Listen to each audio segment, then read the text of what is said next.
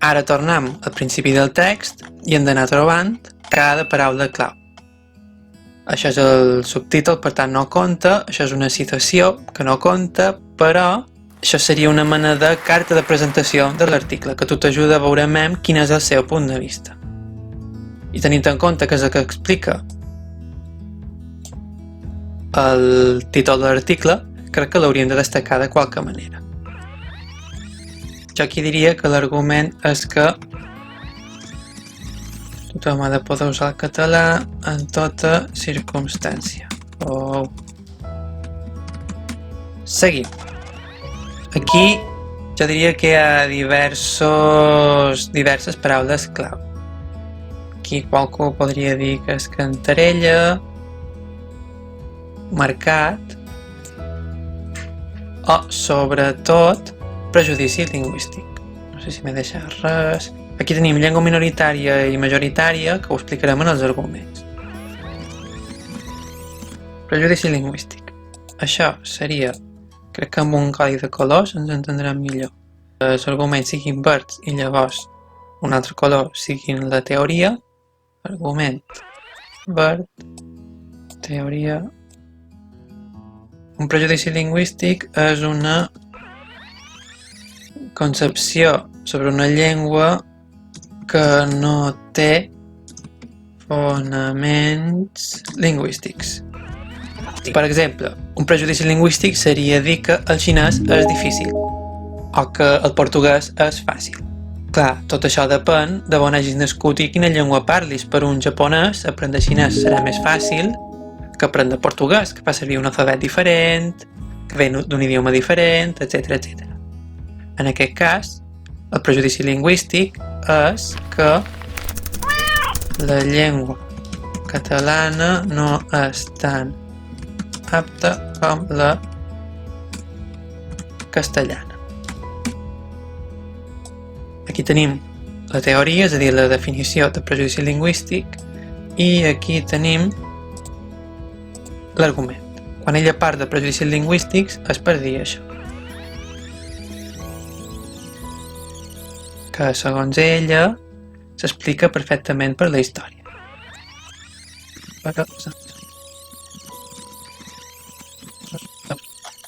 D'acord. I per una circumstància, que és la bilingüització. El fet de tenir una llengua minoritària convivint amb una llengua majoritària. Qualcú hauria triat aquesta paraula com a paraula clau. Beníssim. S'hauria d'explicar aquí què és la bilingüització. Com vendria?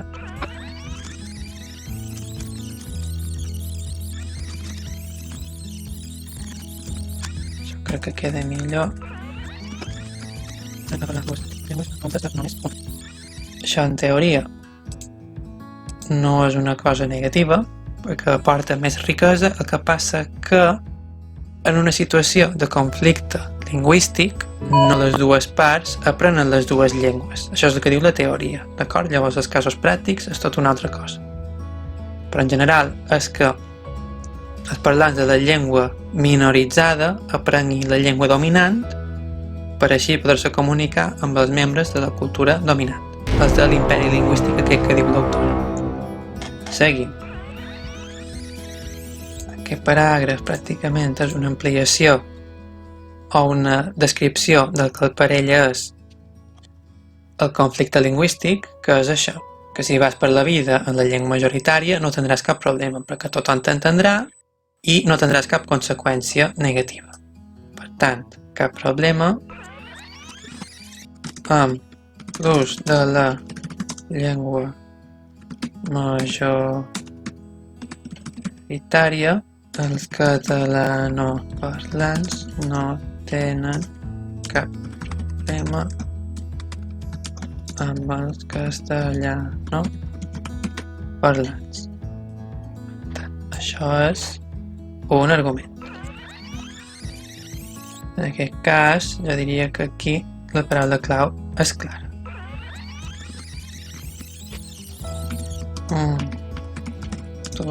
Mallorquí ha canviat l'idioma en el seu canal per arribar a més gent i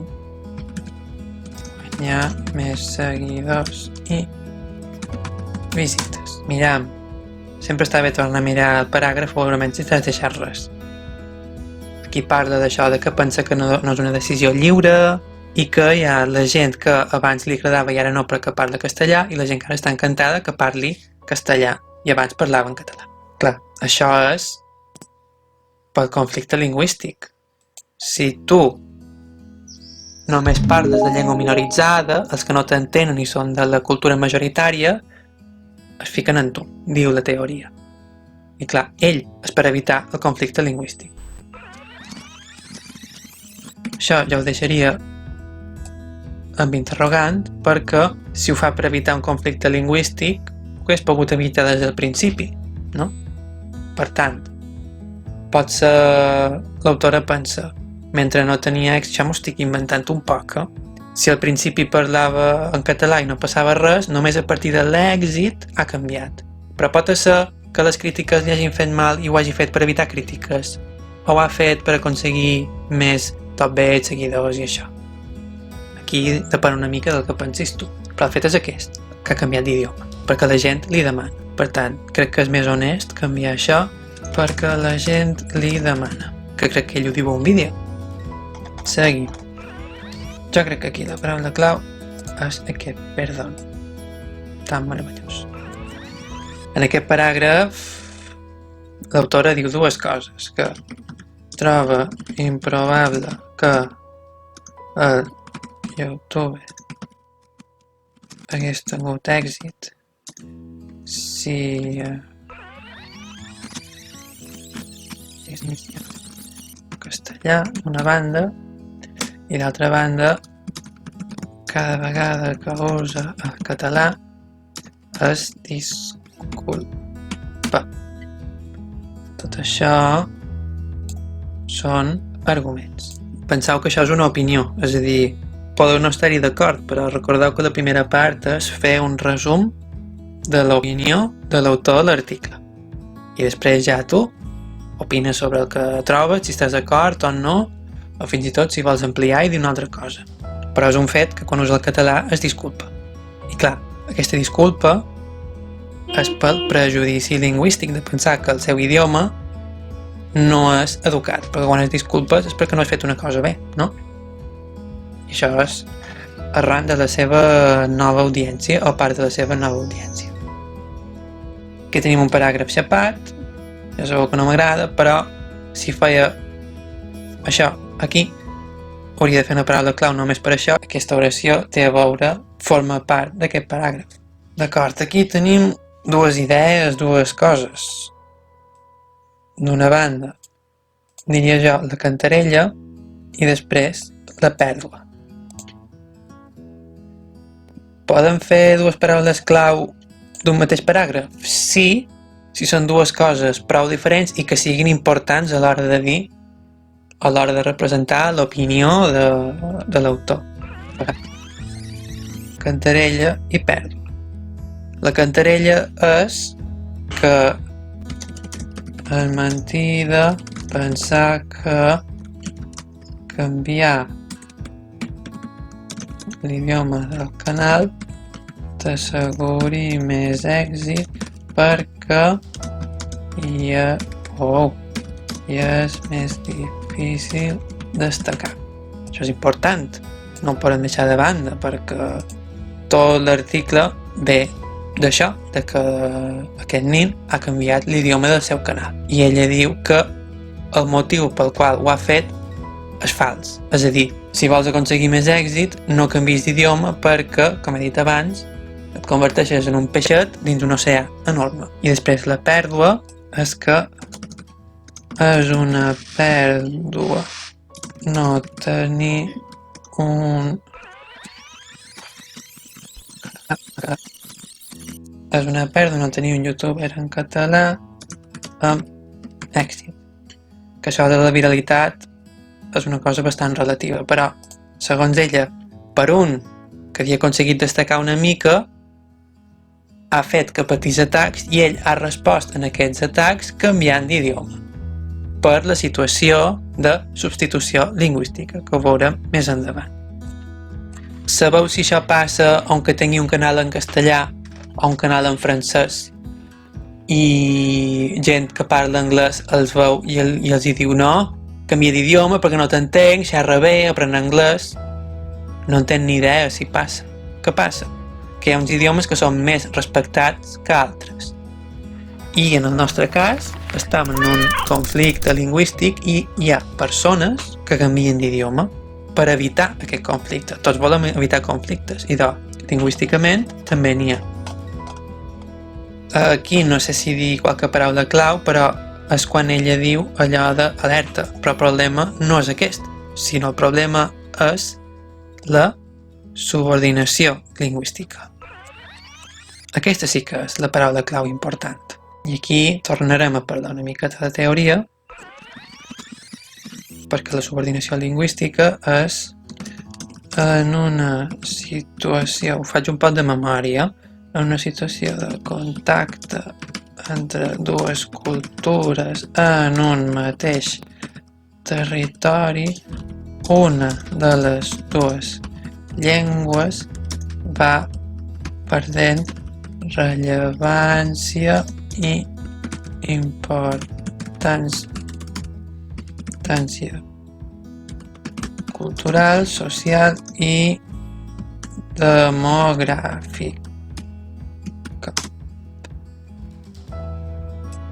En una situació normal, el català estaria igual que el castellà, o no hi hauria castellà, però en una situació de subordinació lingüística, el castellà està per damunt, en els àmbits més cultes, més respectats, i el català ha de lluitar per tenir els mateixos drets que el castellà. Però com que estem en subordinació, perquè la llengua castellana va eliminant de mica en mica el català, però no perquè la gent s'ho proposi, sinó perquè en una situació de conflicte la gent que parla de llengua subordinada veu això que diu l'autora de l'article, que t'anirà millor si parles de llengua dominant. Per tant, per evitar problemes i per tenir més tranquil·litat, passes a l'altre idioma. En una situació normal, lingüísticament, això no passaria. I de paraules clau n'hi ha diverses, podrien dir imperialisme lingüístic o cedir. Fa temps, això és vera, les autoritats animaven a la gent catalanoparlant a passar-se al castellà, perquè era una cosa d'educació, de gent refinada i això. Ara hem arribat a un altre punt en el qual això no es diu, però la mentalitat de canviar d'idioma per quedar bé continua. És a dir, perquè ha quedat tan arrelat que n'hi ha que fan aquest canvi.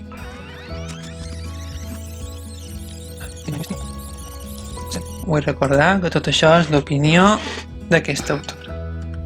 Actitud de la llengua dominant que consisteix en...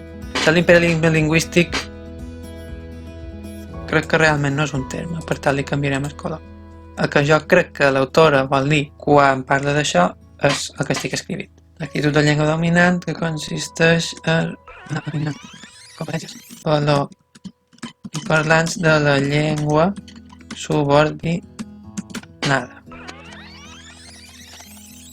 No pateixis, parlem en castellà, si a mi no em costa gens, si tots cedeixen quan no hi ha cap problema de comprensió. Clar, és una cosa que ja forma part del xip, no? Potser cedir mereixeria una paraula clau per ell de tota sola. I això és cert. Els catalanoparlants tenen facilitat per canviar d'idioma per evitar el conflicte lingüístic. Si no parles català, no hi ha conflicte, no? Perquè en la situació aquesta de subordinació, una de les dues llengües suposa un problema. Això ha de quedar clar. Perquè si les dues llengües convivissin en harmonia i cap intentés estar per sobre de l'altra, no existiria conflicte. Existeix cap societat en el món en la qual hi hagi més d'un idioma i no hi hagi aquest conflicte? Hi ha països amb més d'un idioma, això sí, el que passa que cada tros del país té el seu idioma i respecten l'espai. Però dues llengües en un mateix territori, jo crec que sempre hi haurà un conflicte perquè n'intentarà haver-hi una per sobre de l'altra. Això és el que jo penso. Però la part de la meva opinió encara no ha arribat. Aquí tenim independència i cadascun de nosaltres. Aquí jo crec que és aquell exemple estrany de dues paraules clau que fan referència a un mateix concepte. Perquè jo crec que aquí... Aquí quina és la seva tesi? Aquí el que diu ella que per aconseguir la normalitat social del català, allò més important és que els parlants l'usin en tots els àmbits i la vegin com una llengua de cultura. Que Miquel Montoro faci això pot fer entendre a altres nens que el seguien que si fan el mateix, és a dir, que si canvien d'idioma, tindran més opcions. En canvi, si segueixes usant el català, t'estàs tancant en el teu món i t'estàs restant possibilitats. I aquí tenim això. Per tant, una bona manera de donar suport i vitalitat a la llengua és seguint youtubers en català. Si el català es converteix en una llengua normal d'internet, seria una passa més cap a la normalització lingüística. Això és tot demostrant que el català és tan vàlid com qualsevol altra llengua per a tots els aspectes de la vida. Potser qualcú hauria juntat aquests dos paràgrafs perquè el que deim aquí és això. Seguint youtubers en català per demostrar que és una llengua apta per a tots els àmbits de la vida. Que passen els anys i encara volen viure plenament en català, tan simple, tan clar i tan difícil, però ja és hora que ens traguem de sobre i d'una vegada tantes manies i tant d'autoodi.